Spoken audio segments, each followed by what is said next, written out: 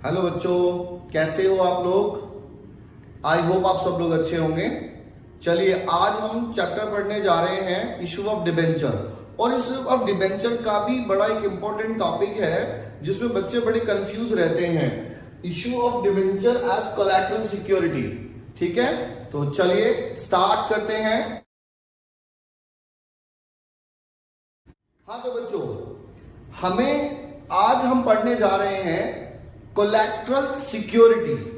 अब सिक्योरिटी तो आप जानते ही हैं, कोई भी चीज एज अ सिक्योरिटी रखना। तो पहले इसको हम समझ लेते हैं। देखिए, अभी सपोज कीजिए कंपनी को एक लोन की रिक्वायरमेंट है। तो जब कंपनी को लोन की रिक्वायरमेंट है तो वो डिबेंचर इशू करती है ना, या बैंक से लोन लेती है। अब लोन हमारा मान लीजिए डिबेंचर्स इशू नहीं हो रहे हैं, अब हमें बैंक से लोन लेना है।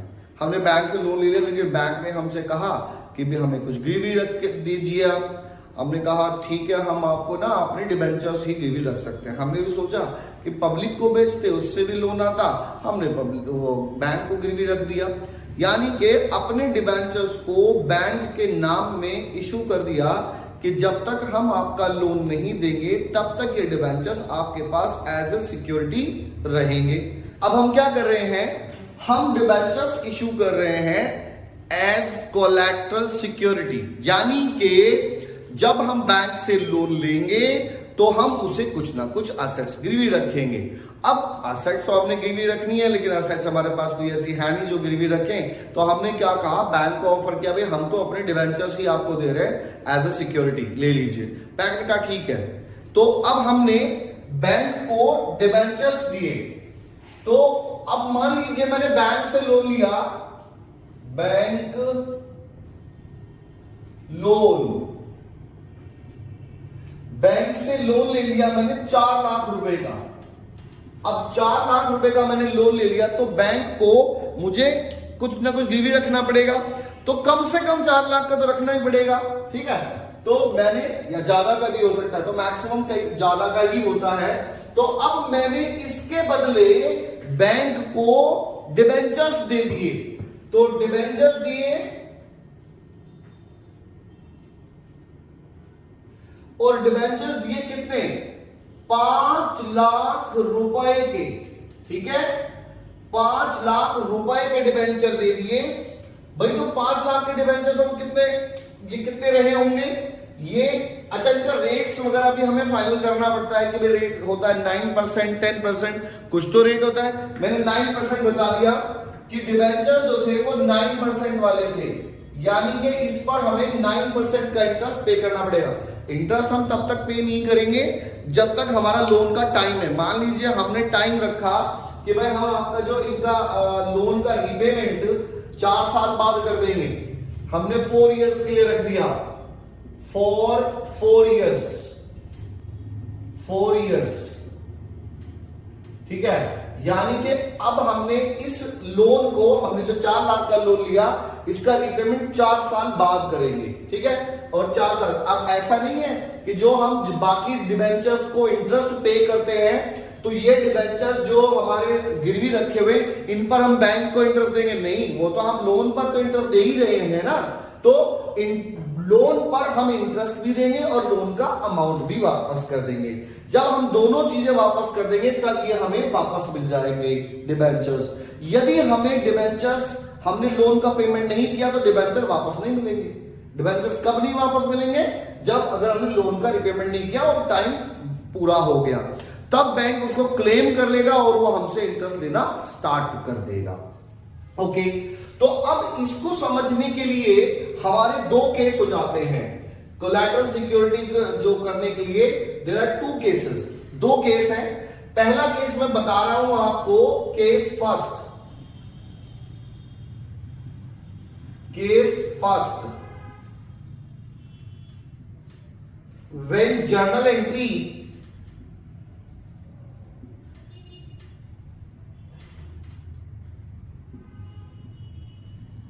journal entries are not passed. ठीक है, when journal entries are not passed, जब जर्नल एंट्री ना की जाए तो ऐसे में क्या होता है कि इसको हम शो करते हैं, ऐसे में क्या होता है कि हम इनको शो करते हैं केवल बैलेंस शीट में। तो बैलेंस शीट का हम एक्सट्रैक्ट बनाना होता है। तो मैं यहां पे बैलेंस शीट का एक्सट्रैक्ट आपको बना के दिखा रहा हूं, जरा ध्यान दीजिएगा। बैलेंस शीट,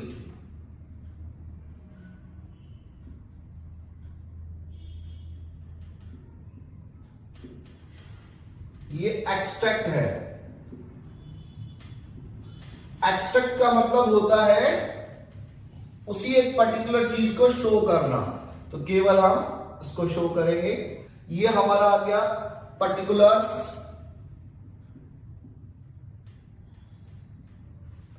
ये नोट नंबर और ये अमाउंट। देखिए हम इसमें दिखा रहे हैं लॉन्ग टर्म बोरोइंग्स। अब हम इसमें दिखा लॉन्ग टर्म बोरोइंग्स, और इस लॉन्ग टर्म बोरोइंग के अंदर हम दिखाएंगे loan, long term loan from bank. Okay, ये हमें दिखाना है।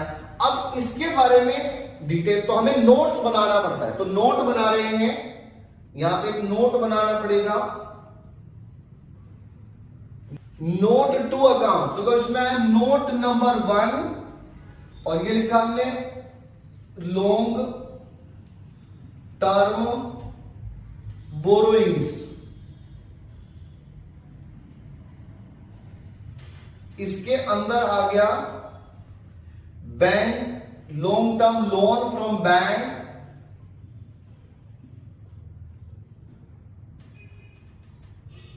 Loan from bank.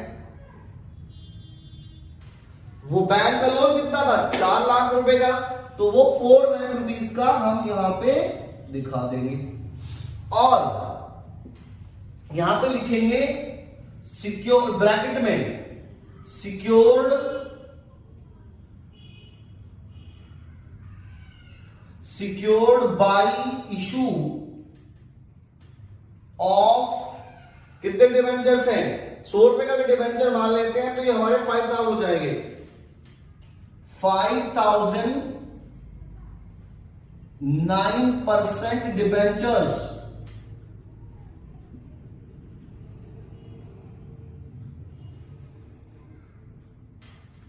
as collateral security। ठीक है, बस ये लिखेंगे, इसकी कोई कैलकुलेशन बाहर नहीं जाएगी। तो कई बार सर बच्चे कहते हैं मुझसे, सर इसमें उसमें डिफरेंस क्या है? बस आपने यहां पे नरेशन लिख दी है। हाँ भाई, क्योंकि नरेशन बैलेंस शीट में नहीं लिख सकते, यहां ही शो कर सकते हैं, इसलिए हमें यहां पे इसको शो करना है। ये आप देखिए नोट आ गया, तो ये नोट नंबर 1 यहां लिखेंगे और बैंक लोन की अमाउंट है 4 लाख, तो ये 4 लाख यहां पे हम लिखेंगे। जो डिवेंचर्स है उसका जिक्र केवल यहां आएगा। ओके बच्चों, अब मैं इसका दूसरा केस बताता हूं। इसको देख लिया आपने, अब इसका मैं दूसरा केस बताता हूं, उसको भी ध्यान से देखिए। Second case second. अभी केस सेकंड क्या है भाई? ये था when journal entry is not passed. इसमें है व्हेन जर्नल एंट्री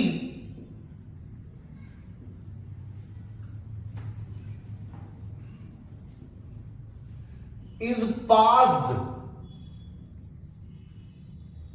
यानी कि जब जर्नल एंट्री पास की जाएगी। तो जर्नल एंट्री जब पास की जाएगी तो क्या एंट्री होगी, जरा ध्यान देते हैं। पहला, इसमें 2 एंट्री की हमने। एक एंट्री की लोन लेने की, for taking loan from bank,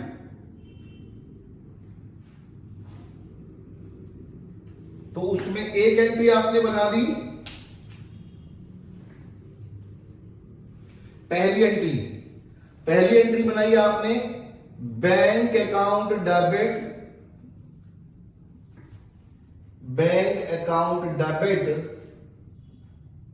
to bank loan account,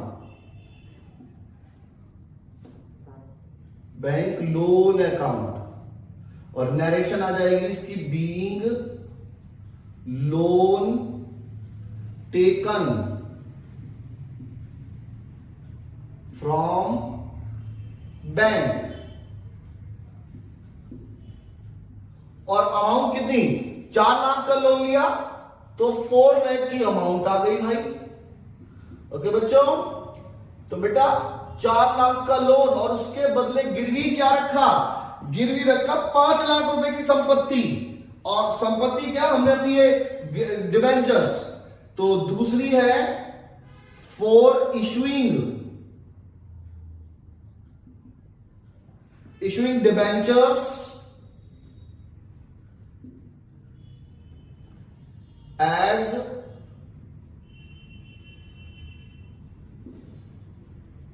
collateral security. ठीक है, अभी कोलैटरल सिक्योरिटी में हमने डिबेंचर्स इशू कर दिए, तो इसकी क्या एंट्री आई, इसकी एंट्री भी देख लीजिए। तो एंट्री इसकी आ गई हमारी debenture suspense account debit to 9% ही लिए ना मैंने, 9%, तो 9% ही लेता हूं, 9% डिबेंचर्स अकाउंट। ठीक है, बीइंग 5,000, अमाउंट लिख लेता हूं पहले,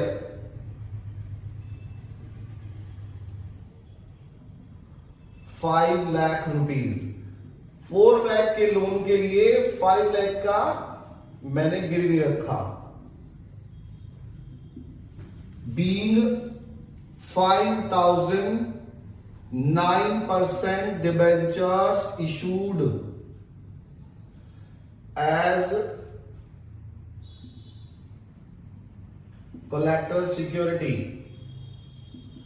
ठीक है, और देखो ये बैलेंस शीट जो हमने बनाई, ये एज इट इज दिखानी पड़ेगी।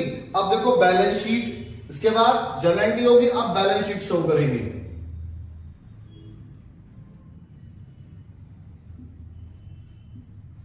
बैलेंस शीट, अच्छा जी, अब बैलेंस शीट में इसी तरह से बनाएंगे, एक्सट्रैक्ट ही होगा ये भी, एक्सट्रैक्ट सेम उसी तरह से, ये हमारा पर्टिकुलर्स, नोट नंबर, ये अमाउंट। ठीक है, नंबर 1 ये आपका क्या, जैसे यहां पे था long term borrowing, long term borrowings, और इसके अंदर आ जाएगा आपका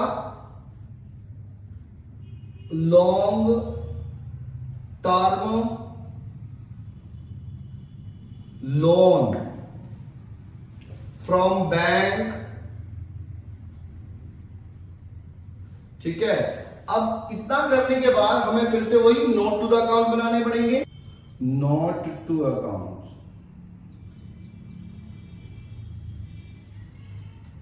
नोट टू अकाउंट, ये भी देखिए भाई, इसके नोट टू द अकाउंट में थोड़ा सा चेंज आएगा, इसके नोट टू द अकाउंट में थोड़ा चेंज आएगा, ध्यान देना। देखिए ये आया नंबर 1 लॉन्ग टर्म बोरोइंग, इसमें आपने लिखा यही लॉन्ग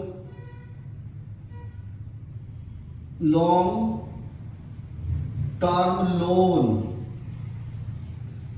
फ्रॉम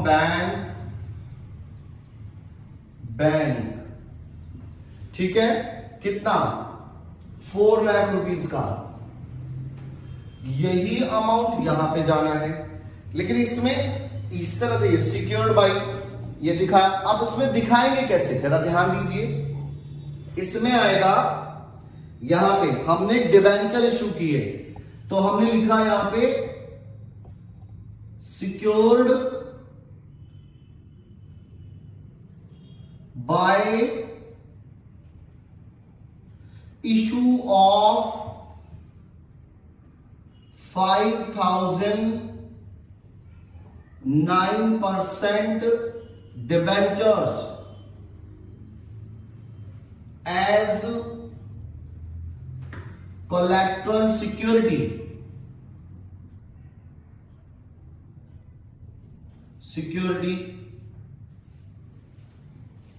और अमाउंट अंदर ही आएगी कितनी, 5 लाख रुपए, क्योंकि 5 लाख रुपए के हमने डिबेंचर इशू किए।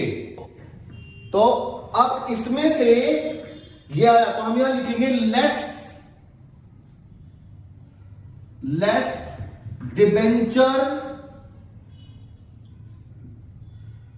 सस्पेंस, डिबेंचर सस्पेंस कितना, 5 लाख का ही, भाई जितने के मैंने ये डिबेंचर इशू किए थे, देखो ये रहा ना डिबेंचर सस्पेंस अकाउंट है डिबेंचर्स, तो ये 5 लाख में, तो ये डिबेंचर सस्पेंस भी 5 लाख रुपीस हुआ और ये नील हो जाएगा। तो 1 और यहां पे आगे आपका ये 4 लाख रुपीस सेम, भाई ये आपका डिबेंचर्स था, तो ये हमारा ऊपर आ गया। ओके, इतने के डिबेंचर हमारा लोन लिया ये, और इसके बदले हमने इतने डिबेंचर इशू किए। ओके बच्चों, तो इसको जरा ध्यान से सारा इसका नोट्स बना के इसको पूरे टॉपिक कंप्लीट कर लेना। यदि किसी को कोई डाउट आता है तो मुझे कमेंट सेक्शन में कमेंट